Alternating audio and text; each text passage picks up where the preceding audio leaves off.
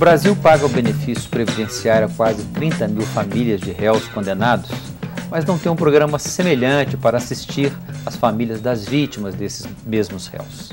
Essa não é uma situação injusta? O que diz a lei brasileira a esse respeito?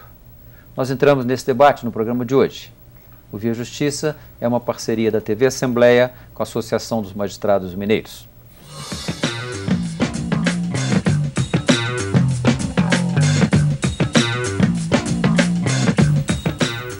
Desde a década de 1930, os parentes dos condenados à pena de reclusão têm direito a um benefício previdenciário proporcional ao salário do réu, desde que ele estivesse contribuindo para o INSS.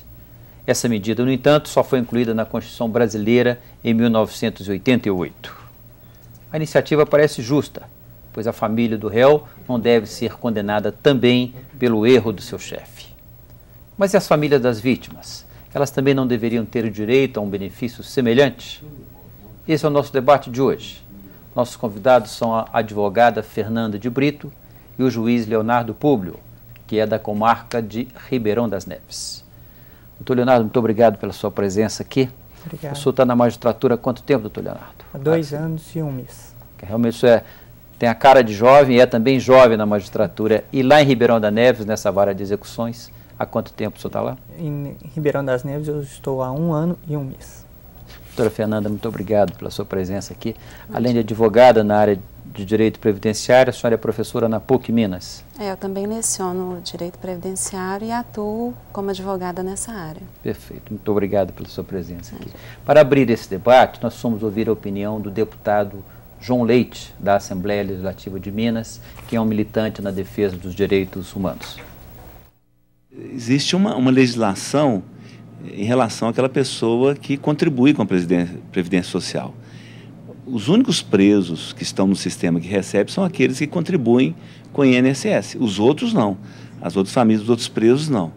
E a Previdência, ela já tem os programas dela em relação a todos, né? Eles têm os direitos. A pessoa falecendo e vítima de um homicídio, a esposa tem a pensão, não é? Os casos são variados, né? Mas eu imagino que, para além disso, nós precisamos de algo amplo e que dê acesso imediato às famílias de pessoas que foram vítimas de violência. E nós, infelizmente, temos várias hoje, né? O acompanhamento psicológico é muito importante, a questão financeira, ver a situação social dessa família. Nós precisamos ampliar, sim. Doutora Fernanda, para a gente deixar bem claro, são 30 mil pessoas beneficiadas no Brasil, uma população carcerária de mais de 600 mil, é um número muito pequeno.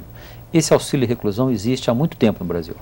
Na verdade, na legislação brasileira, o auxílio reclusão ele surgiu na década de 30, na época dos IAPs, os Institutos de Aposentadorias e Pensões, na época em que era separado por categoria profissional. Então, o IAPM dos marítimos foi o primeiro a dispor sobre esse auxílio reclusão. Com o passar do tempo, foi sendo difundido, até que em 1960 foi estendido aos demais segurados, e na Constituição de 88 apareceu pela primeira vez essa previsão do auxílio reclusão. Ele está consagrado constitucionalmente desde 88. Desde 88. Então. Ocorre que em 1998, com a emenda 20, nós tivemos uma alteração... A reforma da Previdência. A conhecida reforma da Previdência.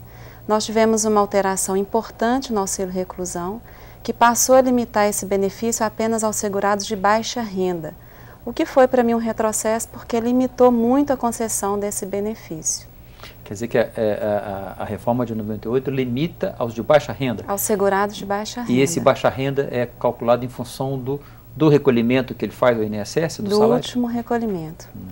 O que significa dizer hoje que o último salário de contribuição desse segurado tem que ser até R$ 798,30. Quer dizer, os condenados que tenham eventualmente salários acima disso não têm direito ao benefício. É um retrocesso exatamente por isso, porque se ultrapassar R$1 que seja, se a pessoa tiver como último salário de contribuição recebido 780, ultrapassar desse valor, elimina o direito ao benefício. Perfeito. Doutor Leonardo, esse auxílio reclusão, embora aparentemente pouco conhecido da população em geral, ele tem sido de alguma forma muito criticado. A gente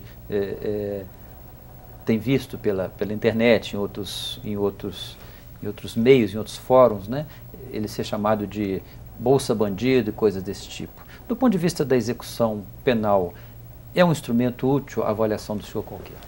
Na minha avaliação, sim. Acho que é um equívoco, porque o auxílio reclusão, ele não é pago para o recluso, ele é pago para os dependentes do recluso. O recluso, ele já recebe os mantimentos e os materiais necessários para cumprir sua pena. O auxílio é dado para os dependentes dele. E quem recebe mantém uma conduta carcerária boa no estabelecimento. Isso evita, às vezes, até a fuga também. Porque quando a pessoa foge, o benefício é cortado, ele é suspenso. Então isso faz com que o preso ele fique tranquilo, porque sabe que a família dele está recebendo algum auxílio, não está desamparada e também consegue, assim, dessa forma, cumprir a pena de forma tranquila. Doutora Fernanda, a senhora teria alguma, como estudiosa do assunto, do tema, alguma explicação para o fato de que o percentual de condenados atingidos seja tão pequeno no Brasil? Eu acho que o sistema previdenciário... Ou o sistema está atendendo quem deveria estar sendo atendido? Não, mesmo? Realmente é muito baixo, né? Eu acho que o sistema previdenciário no Brasil é, de forma geral, pouco desconhecido. Muitas pessoas não sabem sequer pouco que esse... conhecido. Pouco conhecido, desculpa. Tá. Muitas pessoas não sabem sequer que esse benefício existe, né? Então eu atribuo a isso, essa falta de esclarecimento, a falta de divulgação. Não há uma política da própria Previdência Social de divulgação desse benefício. A senhora vê alguma razão em quem condena esse auxílio reclusão? Eu acho que é a falta de informação, porque conforme o Dr. Leonardo disse, o auxílio reclusão, ele não é um benefício que foi criado para amparar o preso, para proteger aquele criminoso, aquela pessoa que cometeu o crime. Não, é um benefício que foi criado para proteger o dependente desse segurado. É um benefício da família e não do infrator ou da pessoa que cometeu o crime. Doutor Leonardo, eu falei na minha abertura, a gente faz o questionamento se algo semelhante não deveria ser criado também para as vítimas, né?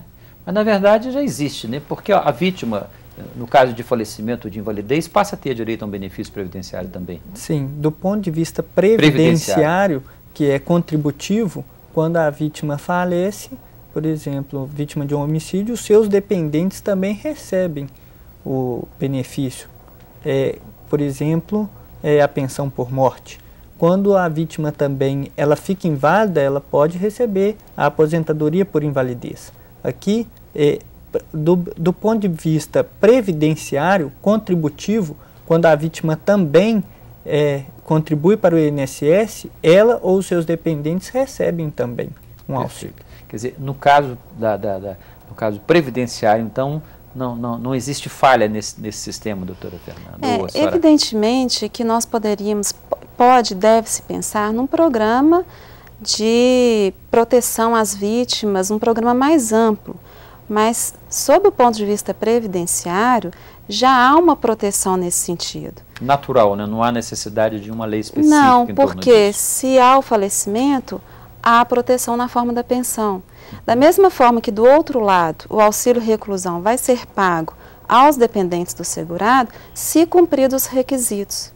Não é um benefício que é devido a todos os dependentes de todos os presos. Não, é só para um segmento, para uma determinada... A condição básica é que ele seja contribuinte da Previdência. Que ele tenha... São dois requisitos essenciais. Que ele tenha qualidade de segurado na data da prisão e que ele seja de baixa renda. Perfeito. Nós vamos a um rápido intervalo e voltamos em seguida.